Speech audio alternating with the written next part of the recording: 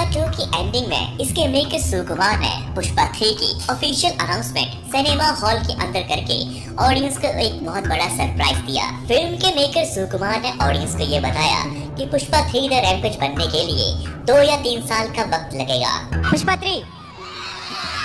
Pushpa 3, of course, want to shoot almost 2 years kashpetten. 2 years and 3 years. 3 years తీసేసుకున్నా. Pushpa 3 the rampage में DSP Govindappa की होगी वापसी। क्या नकली चंदन की लकड़ियों के गोदाम को जलाते जलाते भंवर सिंह शेखावत मर चुका है या फिर उसे किसी ने बचा लिया? फिल्म की एंडिंग में पुष्पा की फैमिली को उड़ाने वाला ये जला हुआ हाथ किसका है? भंवर सिंह शेखावत का या फिर किसी और का? सिद्धप्पा ने पुष्पा को सिंडिकेट का बादशाह बनाया और पुष्पा ने सिद्धप्पा को एमएलए से सीएम, दोनों का हिसाब बराबर। अब होगा दुश्मनी का खेल। पुष्पा 2 की एंडिंग के बाद अब अपने अधूरे सवालों को जानने के लिए हर किसी को इंतजार है पुष्पा के तीसरे पार्ट द रैम्पेज का।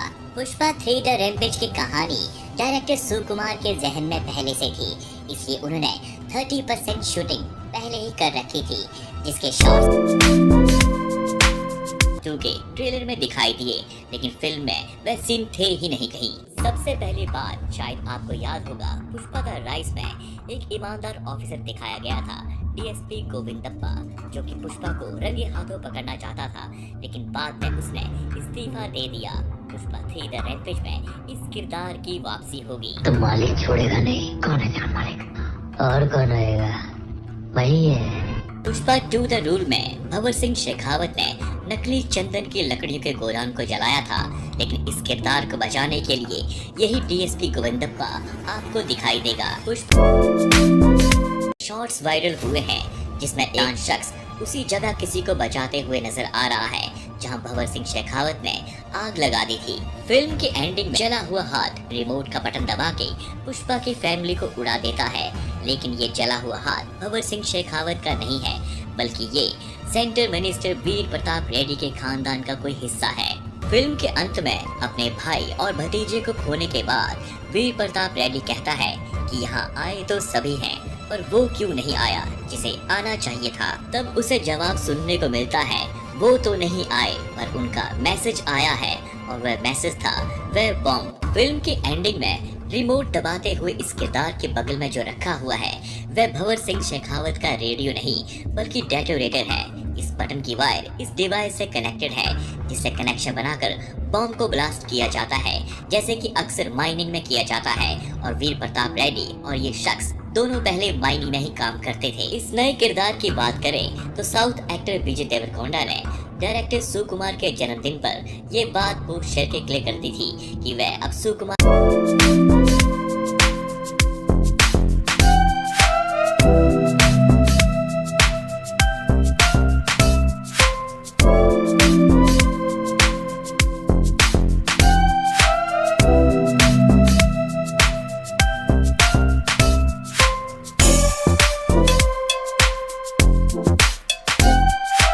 हो चुकी है, जिसके शॉट्स आप वेयर इस पुष्पा के टीजर जो कि 7 अप्रैल 2023 को अपलोड किया गया था यूट्यूब पर देख सकते हैं। और नए ऑफिशियल ट्रेलर में भी आपको कुछ झलकियां दिखाई देंगी जो आपने फिल्म में नहीं देखी थी। पुष्पा 3 की शूटिंग अब 2027 या 28 में शुरू होगी।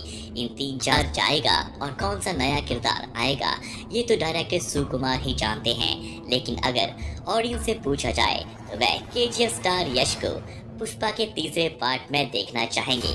आप कौन से किरदार को पुष्पा के तीसरे पार्ट में देखना चाहते हैं हमें कमेंट सेक्शन में ज़रूर बताइएगा दोस्तों। और अगर वीडियो अच्छी लगे तो चैनल को ज़रूर सब्सक्राइब। तो आप लोगों को वीडियो कैसा लगा कमेंट में ज़रूर से बताइए, और ऐसे ही मोस्ट इन्फॉर्मेटिव वीडियो के लिए सब्सक्राइब नाउ।